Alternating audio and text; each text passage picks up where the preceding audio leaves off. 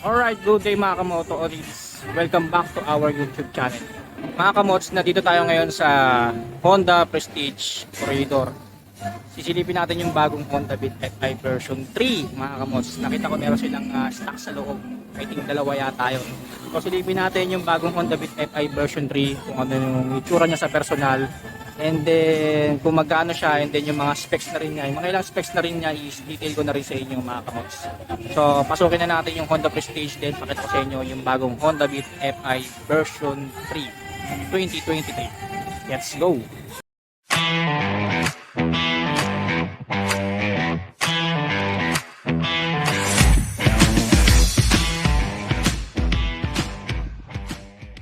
Alright, so yan mga kamots, bali ito na nandito tayo sa harap ng pinakabagong Honda Beat FI version 3. Ayan. So meron silang stocks dito sa Honda Prestige Corridor as of October 1, 2023. So meron silang dalawang variant na color dito. Dalawang kulay, no? I think ito yung colorful variant. So wala sila yung premium na variant, wala pa silang stock. So meron dito yung colorful variant. So dalawang stock meron sila. Isang gray, tsaka isang dilaw. Ayan. So kung mapapansin nyo mga kamots, yung Honda Beat FI version 3 from the version 2, ang laki ng pinagbago niya. Ayan yung version 2. Kitang-kita naman sa unahan mga kamots.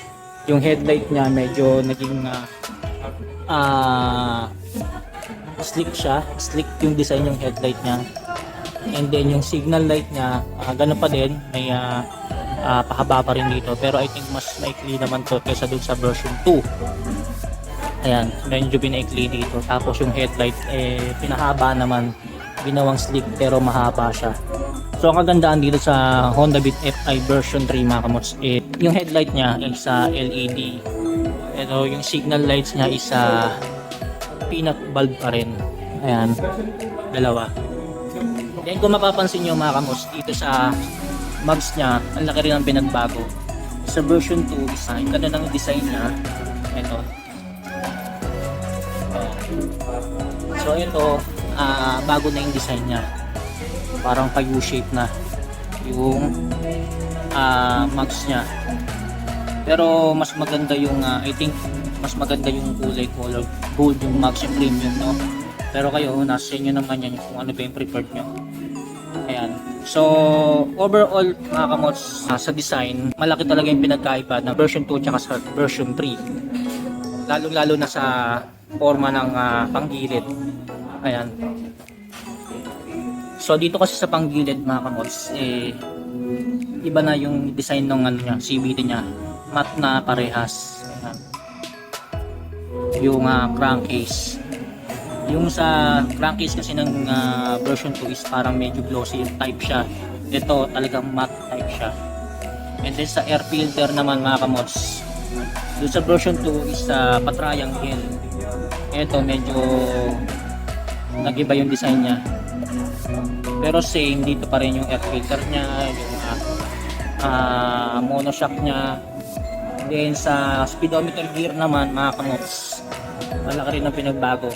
Yung pinaka-housing niya lumiit, pero dito pa nakalagay sa likod. Unlike sa version 2 is pa-triangle siya. Ayan, patusok.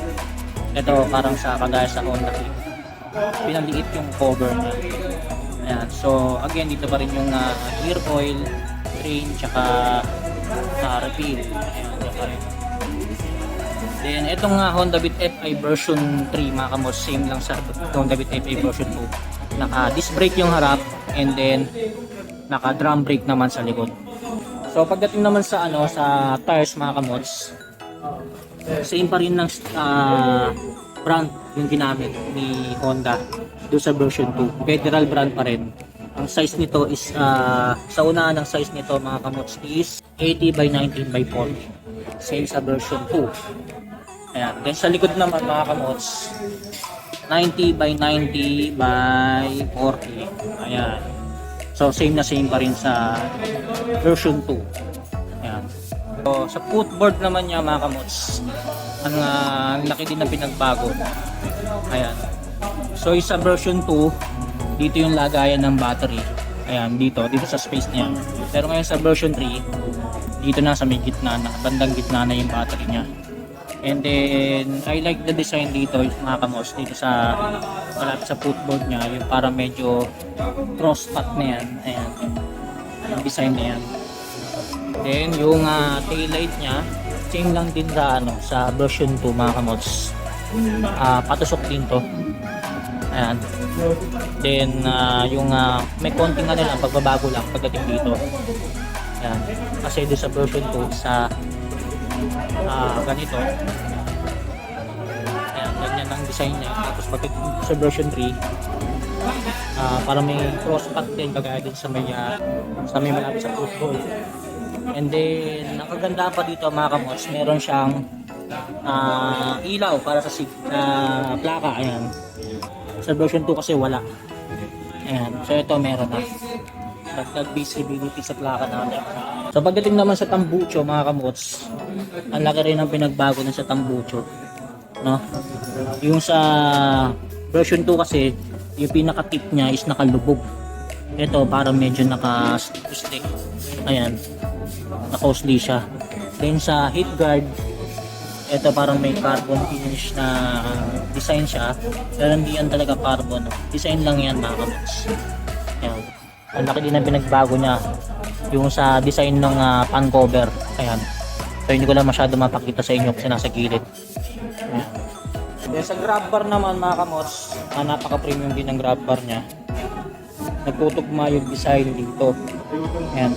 Para may cross-cut siya. Ayan. Napaka-sturdy rin ng grab bar niya. Alloy o matibay din. Ayan. Then sa upuan naman, mga kamots, same lang din ang laki ng upuan ng version 2. Nagkatalo lang sa design ng cover. Ayan. And then dito naman tayo sa may bandang harapan, sa may digital panel banda. So pagdating dito sa mga buttons, mga kamots, wala namang halos pinagbago sa version 2. Dito pa rin yung high and low, yung busina, yung turn signals. Then dito sa kanan naman yung electric switch. Ayan. Then sa digital panel, mga kamots, dito talaga may malaking pagbabago from version 2 to version 3. Sa version 2, mga kamots, orange yung pinaka background ng ilaw ng digital panel. Dito kulay blue na. Kaya lang hindi ko mapapasilip sa inyo kasi nga nasusi. Tsaka nakisulo lang tayo na pasadaan natin to, mga kamots. Kasi trending ngayon tong Honda Beat F5 version 3 kasi ito yung pinakahihintay talaga ng mga bawat Pinoy na ilabas ni Honda. And finally nilabas na rin ni Honda to, no? Ngayong September 2023. Ayan. So sa digital panel, mga kamots, ayan. So ito pa rin yung digital niya, tapos ito yung pinaka speedometer. Ayan. Then I think dito yung turn signals, check engine, echo indicator, and ayan. Tapos high and low beat dito na indicator.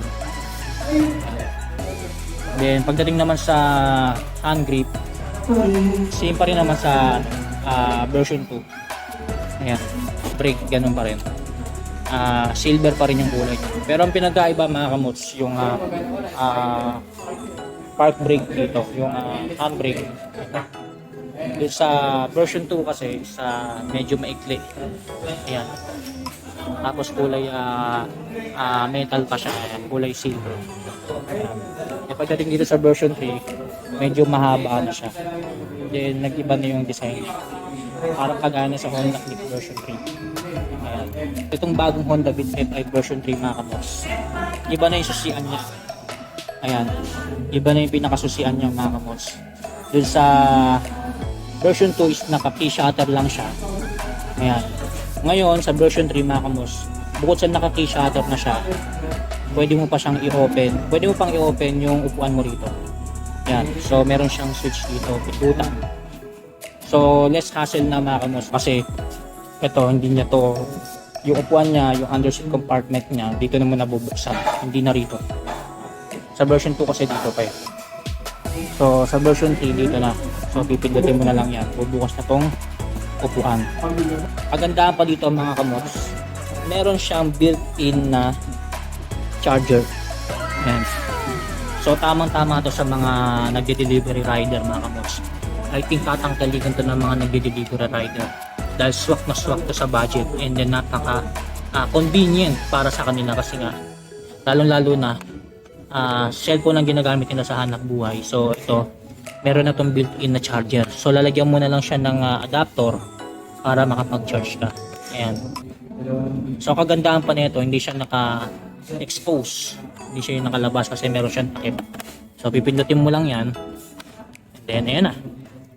Pwede mo na isaksak yung cellphone mo dyan. Yung USB cord mo dyan para makapag-charge ka na. Ayan. So napaka-convenient yan mga kamots. Lalong-lalo na sa mga delivery rider at pagka maglo-long rides kayo, no, kasi hindi nyo na problemahin na baka malobat kayo kasi meron na tong built-in charger kagaya sa Click version 3. Ayan. So sa pagdating naman sa decals niya mga kamots, ang laki rin ng changes niya from version 2 to version 3. Ayan. So meron siyang colorful decals dito, which is the pagdating sa gray mga kamots, which ito yung kulay ng decals na orange, gray, tapos may touch of gray font tsaka white. Then nandito pa rin yung design na yung signature name ng Beat. Ayan. Then dito naman sa harap, ito lang same pa din yung signature name ng Beat. And then sa gilid, ayan, ganyan yung design ng decals nya, Honda tapos Beat. Bago ko makalimutan mga kamots, ito palang size stand nya is same pa rin sa version 2. Meron siyang kill switch pagka binaba mo to. Sabihin, hindi siya andar. Hihinto yung makina mo kapag binaba mo to. Kaya hindi mo makapastart yung motor mo kapag naka-engage tong size stand, which is very helpful tsaka napaka-useful din para sa mga biglaang arangkada na hindi natin alam nakababa pala yung sides natin, which is napaka-delikado. So good thing na meron pa rin tong kill switch dito sa may side stand para ma-alarma tayo kung sakali na kapag naka-engage yung side stand natin, hindi natin mapapagana yung motor natin. Good job Honda. Ayan. So same pa din, meron pa rin siyang kickstart in case na malobat yung battery natin ng motor, sa motor. Ayan, meron, mapapagana pa rin natin kasi meron siyang kickstart. Ayan. So pagdating naman sa compartment nito mga kamots, I think medyo pinalaki din yung compartment nito. Sayang lang hindi ko siya mabubuksan kasi wala tayong susi nito. Alam ko pinalaki din yung compartment nito ng konti from the version 2. No? Medyo pinalaki yung konti yung compartment. So pagdating naman sa fuel capacity nito mga kamots, ang sabi ni Honda is nadagdagan nga daw ito ng 0.1. So naging 4.1 liters na to. Hindi ako nagkakamali. 4.1 liters na to. Itong Honda Beat FI version 3. Yung tank capacity niya. And then yung milyahe naman nito mga kamots na mararating mga nasa 63 kilometers per liter. So napakatipid pa rin talaga ng Honda Beat FI version 3, no? Kung matipid na yung Honda Beat FI version 2, mas lalo pang pinatipid ito mga kamots. Itong Honda Beat FI version 3, no? Dahil sa bagong pinaka-modern na design niya mga kamots. And then FI itong motor na to mga kamots, 110cc. So given na 110cc siya, napakatipid talaga niya sa gasolina. Subok na rin natin yan syempre. Honda Beat FI version 2 user tayo. So mapapatunayan ko talaga na napakatipid talaga sa gasolina ng Honda Beat FI version 2 tsaka 3. Sa kategory ng scooters ni Honda mga kamots, ito yung pinakamatipid talaga. Yung Honda Beat FI. Ayan. So ayan yung pinaka itsura niya sa personal mga kamots. Sayang lang wala silang stock na premium, para makita rin natin kung gaano maganda yung premium. Meron lang sila dito is parang sporty look. Ayan. Playful variant ang tawag dyan mga kamots sa ganyang design.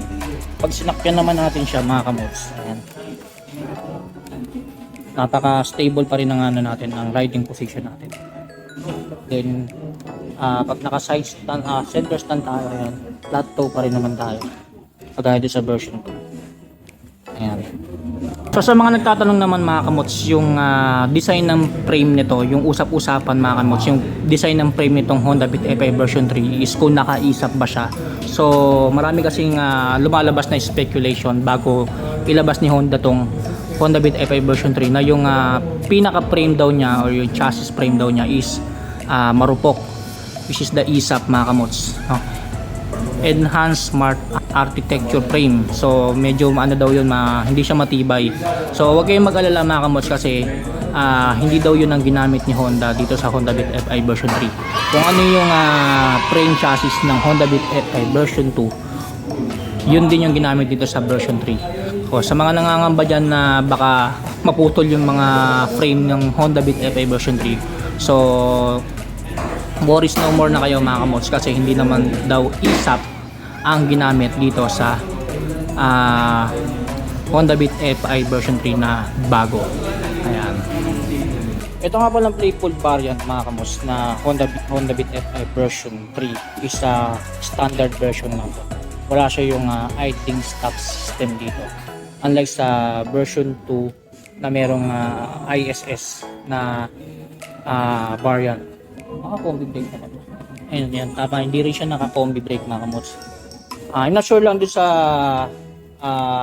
premium variant kung meron siyang ISS tsaka naka-combi brake. I think naka-combi brake din yun, naka-ISS. No? Kasi medyo premium kasi yun. So ito lang kasi sa nire-review natin is standard version lang to ng Honda Beat FI version 3. Yeah, sa price naman nito, inaalam ko pa kung magkano yung price nito. Pero, sabi ni Honda Prestige Corridor mga kamots, available na raw to for sale, cash basis or installment. So, dayo na lang kayo dito sa Honda Prestige Corridor sa mga naghahanap ng pinakabagong Honda Beat FI version 3. So, meron lang sila dito na playful version mga kamots. Kulay dilaw tsaka gray. So, paunahan na lang kayo. I think meron pa yung dalawang kulay blue tsaka black. So sa ngayon meron silang dilaw tsaka gray. Ayan. So as of October 1, 2023 to mga kamots, itong stock nila na Honda Beat FI version 3. So bisita na lang kayo dito mga kamots. Malay nyo sa pagbisita nyo, meron na silang bagong kulay, which is the black and blue. And then malay nyo rin yung karoon sila ng stock na premium, no? So who knows? I think magkakaroon nyo naman ito ng stocks na premium mga kamots. So sa ngayon, ang pinakita ko lang sa inyo is yung playful variant. Okay, sa mga nagtatanong naman mga kamots, magkano yung presyo ng Honda Beat FI version 3 na playful version is 72,390 pesos. Yung cash mga kamots. So again, pwede silang itong installment dito sa Honda Prestige na Corridor. So sa cash naman, 72,390 ang playful variant. Ayan. Doon sa premium naman mga kamots, medyo mataas-taas ng konti. Dahil din sa mga added features na lang tulad ng ISS sa combi brake. So dito ko na natatapusin ng aking vlog mga kamots. Kung nagustuhan nyo itong munting review natin sa Honda Beat FI version 3, just hit like and then mag-comment na rin kayo mga kamots kung ano pa yung mga gusto nyo malaman about sa Honda Beat FI version 3. So dito yung unang i-review natin itong Honda Beat FI version 3. No? So magre-review pa tayo ng Honda Beat FI version 3 na premium naman ang design mga kamots. No? So sa ngayon, ang pinakita ko lang sa inyo is yung playful variant. Ayan. So dito ko na natapusin ang aking vlog mga kamots. Muli maraming salamat sa inyo. Stay safe. Practice safe always.